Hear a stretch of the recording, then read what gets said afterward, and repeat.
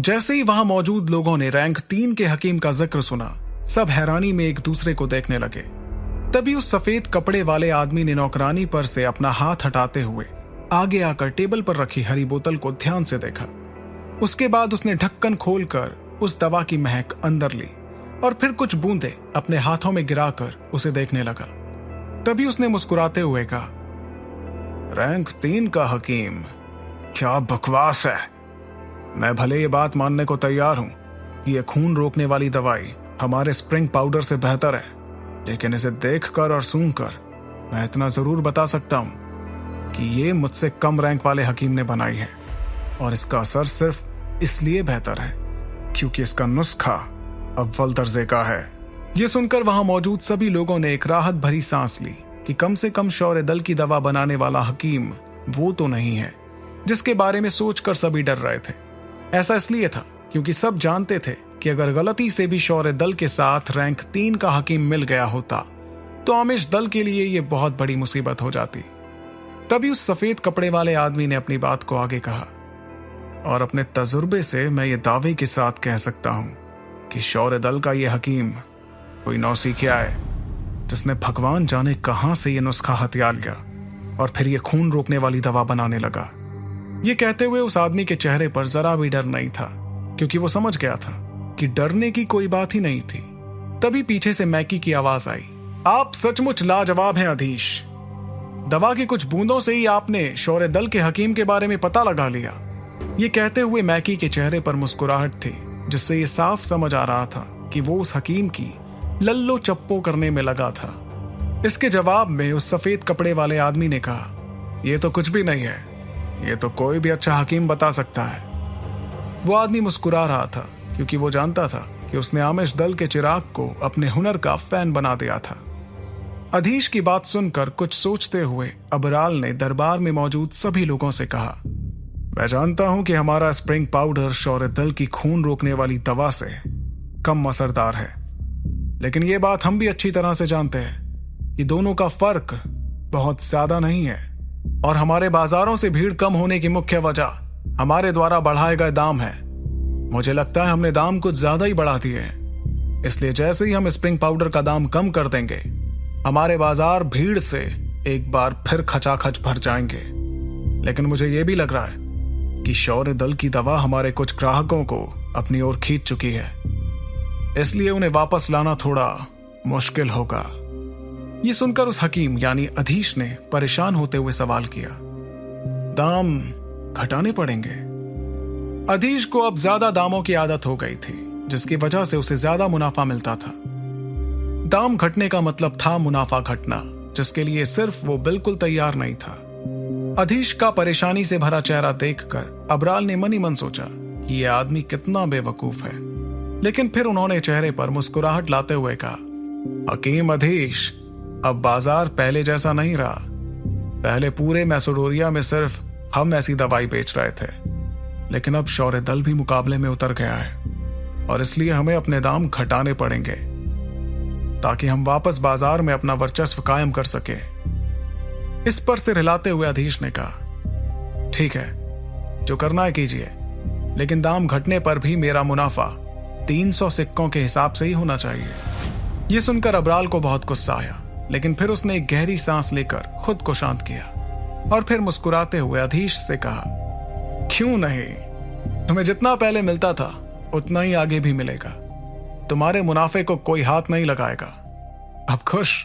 अब जो अबराल अधीश की शर्त मान गया था तो वो हकीम वापस अपनी कुर्सी पर जाकर बैठ गया और फिर उसने नौकरानी को सीटी बजाकर अपने पास बुलाया।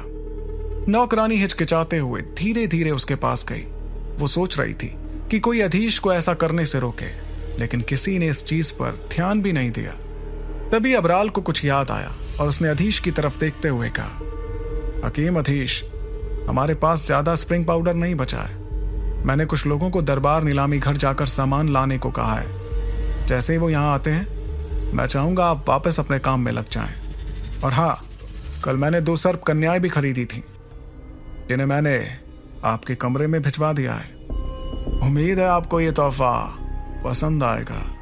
जैसे ही अधीश ने और दवा बनाने की बात सुनी उसके चेहरे पर हल्का सा गुस्सा दिखाई दिया लेकिन अबराल के मुंह से सर्प कन्या सुनने के बाद उसका गुस्सा हवस में बदल गया और उसने मुस्कुराते हुए अबराल से कहा, जब तक मुझे दवा का सामान मिलता रहेगा तब तक आपको स्प्रिंग पाउडर के लिए परेशान नहीं होना पड़ेगा, और तोहफे के लिए शुक्रिया। उसकी हवस भरी आंखों को देखकर अबराल को घिन महसूस हुई और उन्होंने मन ही मन सोचा, इस आदमी को काबू करना बहुत आसान है, इसकी हवस ही इसके अनाड़ीपन की वजह है। अगर यह हकीम नहीं होता तो हमसे ऐसी बात करने की जरूरत भी नहीं करता। फिर अपना सिर हिलाते हुए अबराल ने जाकर पास ही रखी दूसरी टेबल से चाय का प्याला उठाकर उसमें से चाय पीनी शुरू की। लेकिन उसने चाय की चुस्की लगाई ही थी कि दल का एक मेंबर भागता हुआ दरबार में आया और हड़बड़ाते हुए उसने अबराल के कानों में कुछ फुसफुसाया। वो खबर सुनकर अबराल गुस्से में आ गया।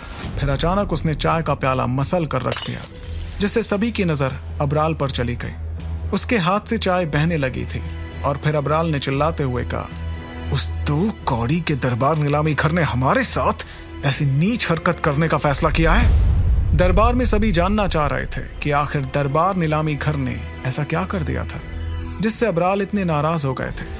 अबराल वैसे तो नाराज होते रहते थे, लेकिन जब वो इतने नाराज हो कि चिल्लाने लगे, इसका मतलब सचमुच कुछ बहुत बुरा हुआ था। इसके ठीक कुछ दिनों बाद मैसेडोनिया के दूसरे छोर पर शौर्य दल के बुजुर्ग और अरेंद्र अपने दरबार में इकट्ठा हुए थे। अरेंद्र ने बुजुर्गों की तरफ देखते हुए कहा, मैं आप सभी को बधाई देना चाहता हूं। पिछले कुछ दिनों से हमारे बाजारों में आज तक की सबसे ज्यादा भीड़ इकट्ठा हुई है और इसकी वजह से हमारे पहले के घाटे भी मिट गए हैं। यहां तक कि पिछले कुछ दिनों का मुनाफा 2 महीनों के मुनाफों से भी ज्यादा हुआ है। लेकिन ये सब उस हकीम की दवा के कारण ही हो पाया है। ये सुनकर सभी बुजुर्ग मुस्कुराने लगे। सबके झुर्रीदार चेहरे भी किसी तारे की तरह चमक उठे थे। ये देखकर अरेंद्र ने मुस्कुराते हुए ध्रुव की तरफ अपनी नजरें घुमाई, जो पास ही सोफे पर बैठकर उबासी ले रहा था। उसे देखकर अरेंद्र ने मुस्कुराते हुए कहा, एक बात बताओ ध्रुव, जब भी वो हकीम मुझसे मिलते हैं तुम वहां से गायब क्यों रहते हो? यह सुनकर ध्रुव को हल्की सी घबराहट महसूस हुई। उसे लगा कहीं उसके पिताजी को शक तो नहीं हो गया था, और शायद ऐसा इसलिए था क्योंकि विदुर ने ध्रुव की कुछ ज्यादा ही बढ़ाई कर दी थी। लेकिन ध्रुव को इस बात का भरोसा नहीं था और इसीलिए उसने बात घुमाते हुए अरेंद्र को जवाब दिया, अगर मैं हर वक्त आपके साथ ही रहता तो ना उस हकीम से मिल पाता और ना ही ये दवा हमें मिल पाती। यह सुनकर अरेंद्र ने सोचा कि ध्रुव की बात में दम था, इसलिए वो अपनी किरकिरी होने से बचाने के लिए बुजुर्गों की तरफ मुड़े और उन्होंने कहा, अरे हकीम से याद आया, वो हकीम हम पर पहले ही बहुत एहसान कर चुके हैं। मैंने दवा के सामान के बारे में पता लगवा लिया है और मुझे लगता है अब हमें सामान के लिए उन्हें तंग नहीं करना चाहिए। अगर हम ज्यादा लालची हुए तो मुझे डर है कि वो हमारे लिए बिल्कुल अच्छा नहीं होगा। इतना कहकर उन्होंने एक कागज का टुकड़ा अपनी जेब से निकाला। उन्हें देखकर बुजुर्गों ने अपना सिर हिलाते हुए साथ आवाज भरी, हाँ अरेंद्र, तुम बिल्कुल ठीक कह रहे हो। वैसे सच तो ये था कि अरेंद्र इस बात का जिक्र नहीं करते तो किसी बुजुर्ग को फर्क भी नहीं पड़ता।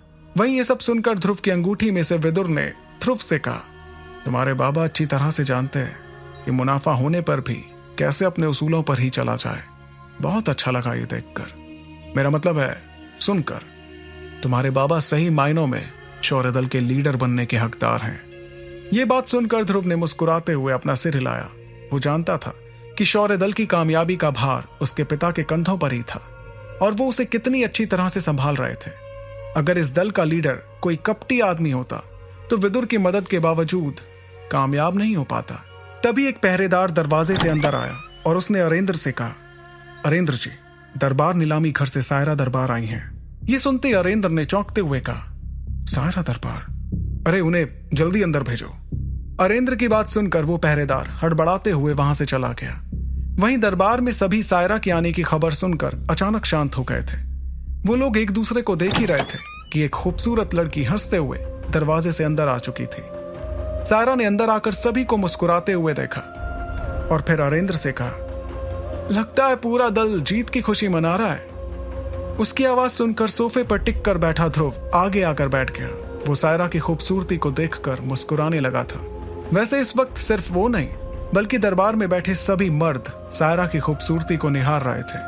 सायरा लाल ड्रेस पहनी हुई थी जिसमें उसके शरीर का हर घुमाव अच्छे से समझ आ रहा था।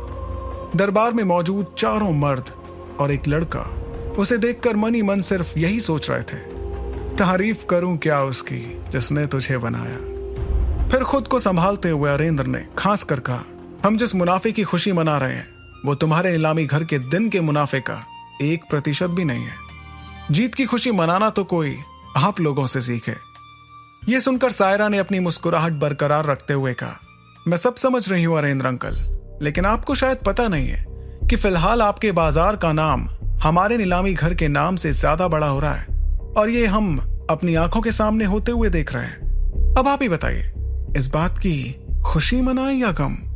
इतना कहकर सायरा ने दरबार में मौजूद बाकी सभी बुजुर्गों की तरफ देखकर उन्हें नमस्कार किया और फिर जैसे ही उसने ध्रुव की तरफ देखा तो वो ध्रुव को देखकर हैरान रह गई। इसी हैरानी के चलते सायरा ने पूछा, ध्रुव तुम तो पिछली बार से भी ज्यादा ताकतवर लग रहे हो। ये सुनकर ध्रुव ने मुस्कुराते हुए कहा, इतने में ही हैरान हो गई आप, ये तो सिर्फ शुरुआत है। ध्रुव का भरोसा देखकर सायरा भी खुद को मुस्कुराने से रोक नहीं पाई। तभी अरेंद्र ने उससे सवाल किया, वैसे तुम्हारे यहां आने की वजह क्या है सायरा, या कोई जरूरी बात है जो तुम हमसे कहना चाहती हो? इस पर मुस्कुराती सायरा ने ध्रुव के बगल में रखी खाली कुर्सी पर बैठते हुए कहा, अरेंद्र अंकल, मैं आपको यह बताने के लिए आई हूं कि दरबार नीलामी घर ने फैसला लिया है कि हम आमिष दल को अब से दवाइयों की सामग्री नहीं बेचेंगे। सायरा ने जैसे ही ये बात अरेंद्र से कही, उनके हाथ में रखा चाय का प्याला छूटने ही वाला था कि अरेंद्र ने उसे संभाला और बाकी बुजुर्गों की तरफ मुस्कुराते हुए एक नजर घुमाई। उन्होंने देखा कि वो बुजुर्ग भी उनकी ही तरह इस खबर से बहुत खुश दिख रहे थे। इस वक्त दरबार में सन्नाटा था और अरेंद्र ने चाय की चुस्की लेकर थोड़ा हिचकिचाते हुए सायरा से कहा, क्या मैं पूछ सकता हूं कि दरबार नीलामी घर अचानक से हम पर इतना मेहरबान क्यों हो रहा है? मेरा मतलब है कि नीलामी घर अपने नियमों को अचानक क्यों तोड़कर आमिष दल के खिलाफ जाने लगा? अरेंद्र की उत्सुकता देखकर सायरा मुस्कुराती रही, लेकिन उसने कोई जवाब नहीं दिया। उसे कुछ ना कहते देख अरेंद्र ने उससे दूसरा सवाल किया, अच्छा तो फिर ये बताओ कि शौर्य दल को इसकी क्या कीमत चुकानी होगी? इसका जवाब देते हुए सायरा ने कहा, शौर्य दल को इसकी कोई कीमत नहीं चुकानी होगी। ये सुनकर दरबार में हर कोई हैरान हुआ सिवाय ध्रुव के, क्योंकि वो अच्छी तरह से जानता था कि सायरा क्यों ऐसा कदम उठा रही थी। वहीं अरेंद्र सायरा की मुस्कुराहट देखकर और हैरान हो रहे थे। उन्हें भरोसा नहीं हुआ कि दरबार नीलामी घर अपने बरसों के नियमों को अचानक क्यों तोड़ देगा, और वो भी बिना किसी कीमत के। तभी अचानक अरेंद्र के दिमाग में ख्याल आया और उनकी धड़कनें थोड़ी बढ़ गईं। फिर तेज धड़कनों के साथ अरेंद्र ने सायरा से पूछा, कहीं इसके पीछे भी उस अनजान हकीम का हाथ तो नहीं? सायरा ने अपना सिर हिलाते हुए अरेंद्र को जवाब दिया, जी हाँ, उस अनजान हकीम ने आपकी ओर से इसकी कीमत चुका दी है, इसलिए आपको हमारे इस फैसले की कोई कीमत नहीं चुकानी होगी। अब से हम दोनों साथ काम करेंगे। ये सुनकर अरेंद्र फूले नहीं समाये और जोर से हंसने लगे। उनकी हंसी पूरे दरबार में गूंज रही थी, जिससे वहां की खिड़कियां भी हल्की हल्की हिलने लगी। फिर अपनी हंसी को काबू में लाते हुए अरेंद्र ने देखा कि बाकी लोग उनकी हंसी से थोड़ा घबराए हुए दिख रहे थे। शर्म के मारे उन्होंने अपनी नजरें ध्रुव की तरफ करते हुए देखा कि वो भी अपना मुंह छिपाकर हंस रहा था। तभी उन्होंने ध्रुव से कहा, ध्रुव तुम्हें हंसने की क्या जरूरत है? आखिर तहजीब कहां गई तुम्हारी? जाओ जाकर मेहमान के लिए चाय लेकर आओ। ये सुनकर ध्रुव को थोड़ा गुस्सा आया। उसने सोचा कि उससे तेज तो खुद उसके बाबा हंस रहे थे, लेकिन खामखा ध्रुव को ऐसा कह रहे थे। इसके बाद ध्रुव वहां से उठकर बाहर गया और सायरा के लिए एक प्याले में चाय लेकर आया। सायरा ने मुस्कुराते हुए ध्रुव के हाथ से वो चाय का प्याला लिया, लेकिन अचानक उसकी नजरें ध्रुव के हाथों पर पड़ी और उसके चेहरे का रंग बदल गया। सायरा ने उसके हाथ को गौर से देखा तो उसे एक अंगूठी भी दिखी। यह अंगूठी वैसी ही थी जैसी सायरा ने उस अनजान हकीम के हाथ पर देखी थी। ध्रुव ने भी सायरा को अपनी अंगूठी देखते देख लिया था और इसलिए उसने घबराकर अपना हाथ वापस लिया। वो चुपके से सायरा को देख रहा था, जो चाय का प्याला हाथ में लिए उन हाथों के बारे में ही सोच रही थी। सुपर योद्धा के सारे एपिसोड्स को सुनने के लिए डिस्क्रिप्शन में दी लिंक से डाउनलोड करें पॉकेट FM ऐप।